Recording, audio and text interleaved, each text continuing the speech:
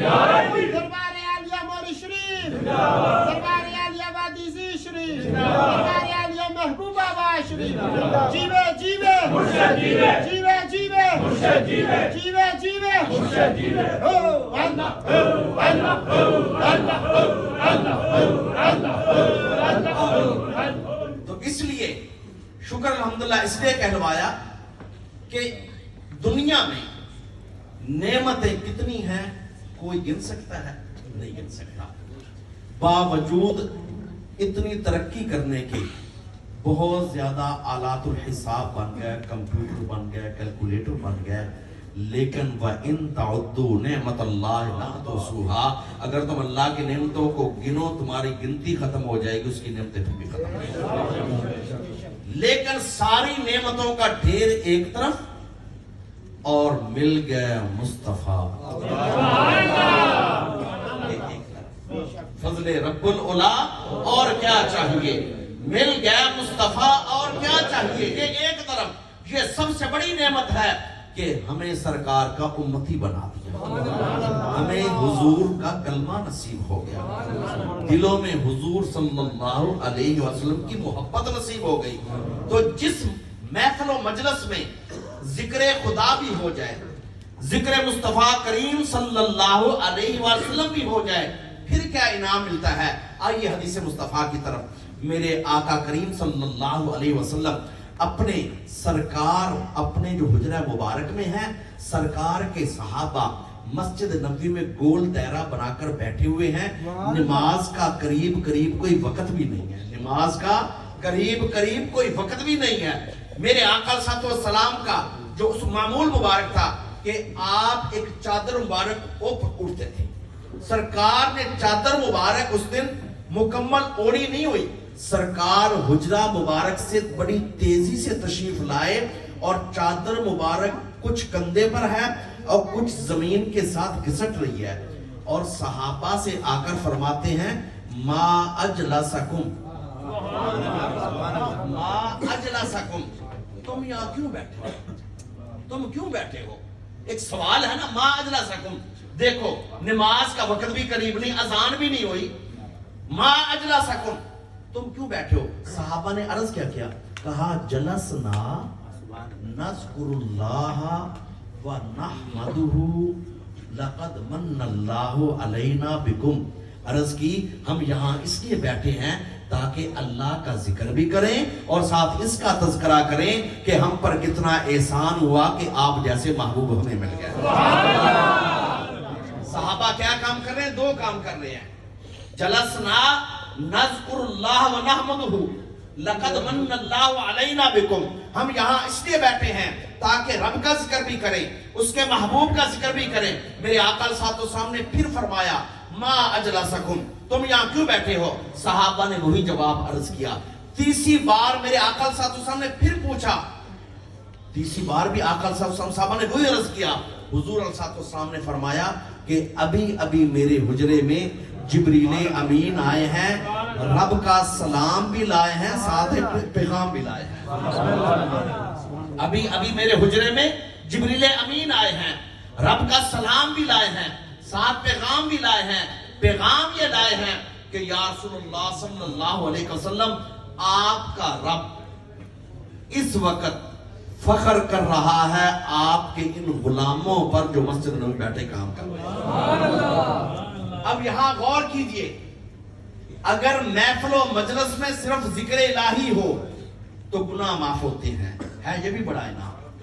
اگر ذکر مصطفیٰ کریم بھی ہو جائے تو ان کا تذکرہ فخری انداز میں عرش معلیٰ پر ہوتا ہے۔ اب باریک فرق دیکھیے، باریک فرق ہے، گناہ معاف ہونے کا مطلب ہے تو مجرم جا تن چھڑیا، گناہ معاف ہونے کا مطلب کیا ہے تو مجرم جا تن چھڑیا۔ اور اپنی محفل میں تذکرہ کس کا کیا جاتا ہے؟ جس سے پیار ہو۔ اپنی محفل میں تذکرہ کس کا کیا جاتا ہے؟ جس سے پیار ہو۔ جب محفل و مجلس میں ذکر خدا بھی کیا جائے، ساتھ اس کے محبوب کا ذکر بھی کیا جائے، تو صرف گناہ معاف نہیں ہوتے، ان کا تذکرہ عرش معلیٰ پر ہوتا ہے۔ جہاں پر ذکر حبیب ہوتا ہے، خود خدا بھی قریب ہوتا ہے. میرے آقا کی محفل میں آنے والا بندہ بڑا خوش نصیب ہوتا ہے. شاعر کہتا ہے خدا کا ذکر کرے ذکر مصطفیٰ نہ کرے, منہ میں ہو ایسی زبان خدا نہ کرے. زبان وہی اعلیٰ ہے, زبان وہی افضل ہے جو رب کا ذکر بھی کرے, اس کے محبوب کا ذکر بھی کرے, اور کہیں الحمدللہ کہ ہمیں رب کا ذکر کرنا بھی نصیب ہوا, اس کے محبوب کا ذکر بھی نصیب ہوا. اور یہ آقا علیہ الصلوۃ والسلام کے پیارے اصحاب کا طریقہ ہے کہ صحابہ کرام جس وقت میرے آقا صلی اللہ علیہ وسلم سامنے موجود ہوتے, سرکار کے چہرے کا دیدار کرتے, سرکار کے چہرے کا دیدار کرتے. وہ حضرت ابو بکر صدیق رضی اللہ تعالیٰ عنہ, وہ حضرت عمر فاروق رضی اللہ تعالیٰ عنہ, وہ حضرت عثمان غنی رضی اللہ تعالیٰ عنہ, وہ حضرت مولا علی مرتضیٰ شیر خدا رضی اللہ عنہ, وہ حضرت سعد و سعید ہوں, زبیر و طلحہ ہوں, وہ حضرت بلال ہوں, وہ ابو ذر غفاری ہوں, وہ ابو ہریرہ ہوں, وہ آقا کے جمیع صحابہ, ان کے دل میں ایک ہی تمنا. اور حضرت ابو بکر صدیق رضی اللہ عنہ سے پوچھا بھی گیا کہ اے ابو بکر صدیق آپ کو کون سا عمل محبوب ہے؟ فرمایا ان نظر الی وجہ رسول اللہ صلی اللہ علیہ وسلم, مجھے محبوب عمل یہ ہے کہ نگاہیں میری ہوں, چہرہ حضور کا ہو, میں حضور کے چہرے کا دیدار میں سرکار صلی اللہ علیہ وسلم کے چہرے کا دیدار کرتا رہوں. اور جس وقت سرکار صلی اللہ علیہ وسلم اپنے حجرہ مبارک میں ہوتے تو صحابہ تذکرہ کرتے سرکار کا چہرہ مبارک کی چمک, سرکار کے زلف مبارک, سرکار کا حسن, سرکار کا جمال, سرکار کے اخلاق عالیہ, سرکار کی مسکراہٹ, ان باتوں کا تذکرہ کرتے تھے. یہ طریقہ میرے آقا صلی اللہ علیہ وسلم کے غلاموں کا ہے. اور نعت شریف پڑھنا یہ آج کی بات نہیں, اگر ہم پیارے آقا کی ولادت سے پہلے کی بات کریں تو بات لمبی ہو جائے گی, لیکن یہ تو طریقہ مدینہ سے چل رہا ہے. میرے آقا علیہ الصلوۃ والسلام, میرے آقا موجود ہوتے ہیں, فرماتے اے حسان آج ہمارے لیے کچھ لکھا ہے؟ کیونکہ ایک ہوتا ہے نعت خواں, ایک ہوتا ہے نعت گو. جو خود نعت لکھے شعر اللہ پاک اس کے ذہن میں اتارے ہوتا ہے نعت گو, جو اچھی آواز سے پڑھے ہوتا ہے نعت خواں. حضرت حسان نعت گو بھی تھے, نعت خواں بھی تھے, خود ہی سرکار کی شان میں لکھتے تھے. اور ایک دفعہ تو ایسا بھی ہوا, میرے آقا علیہ الصلوۃ والسلام فرمایا اے حسان آج کچھ لائے ہو؟ جی یا رسول اللہ ہے. فرمایا اے حسان منبر پر کھڑے ہو جاؤ, پڑھو. بخاری شریف کی حدیث پاک کا حوالہ دے رہا ہوں. حضرت حسان رضی اللہ تعالیٰ عنہ نے میرے آقا علیہ الصلوۃ والسلام کی عظمت و شان کے بارے میں جو اشعار تھے پڑھتے رہے. دل میں خیال آیا کہ ٹائم زیادہ ہو گیا, وقت زیادہ ہو گیا ہے, حضور علیہ الصلوۃ والسلام نے کہیں تشریف لے کر جانا ہو, سرکار کی مصروفیت تو میری وجہ سے نہ بیٹھے ہوں, تو چپ ہو گئے. حضور نے دیکھا, فرمایا اے حسان بس. عرض کی یا رسول اللہ کلام تو اور بھی ہے. میرا کہ اور پڑھو. اور حضرت حسان اور پڑھتے رہے.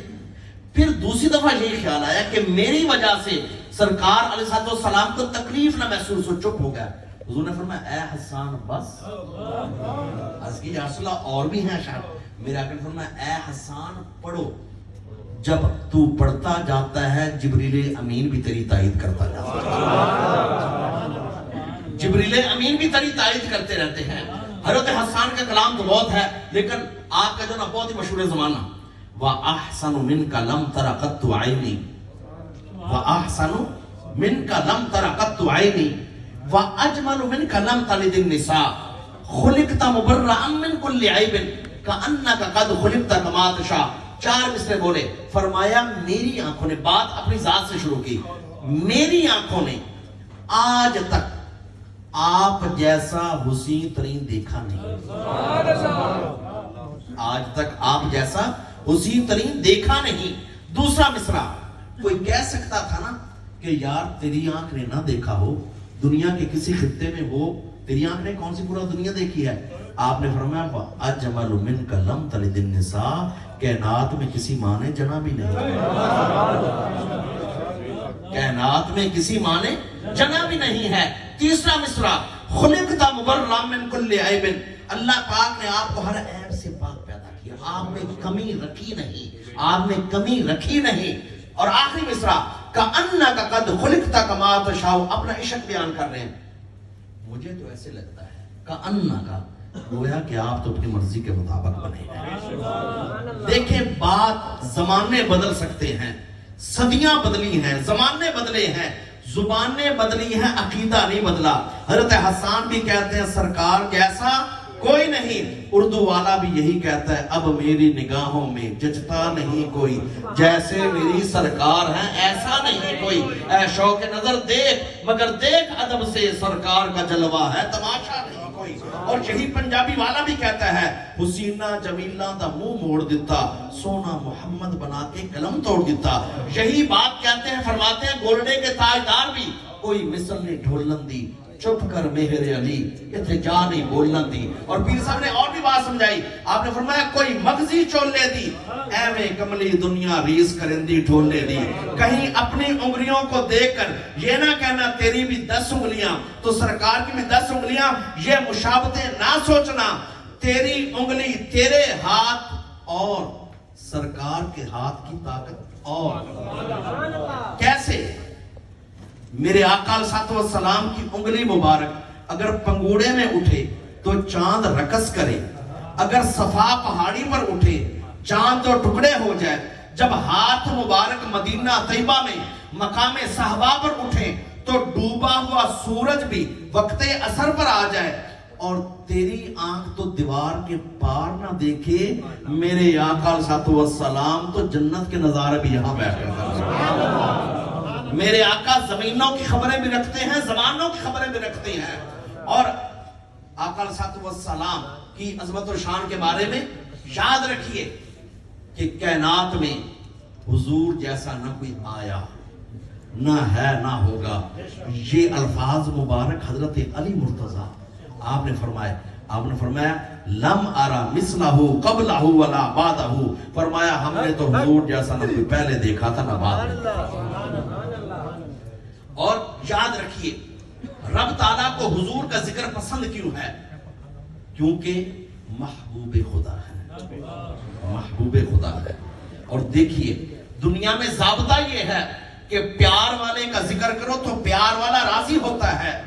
بیٹے کی تعریف کرو باپ کے سامنے تو باپ راضی ہوتا ہے. شاگرد کی تعریف کرو استاد کے سامنے تو استاد راضی ہوتا ہے. مرید کی تعریف کرو مرشد و شیخ کے سامنے مرشد راضی ہوتا ہے. پھول کی تعریف کرو باغ کے مالی کے سامنے مالی راضی ہوتا ہے. بلڈنگ عمارت کی تعریف کرو انجینئر کے سامنے انجینئر راضی ہوتا ہے.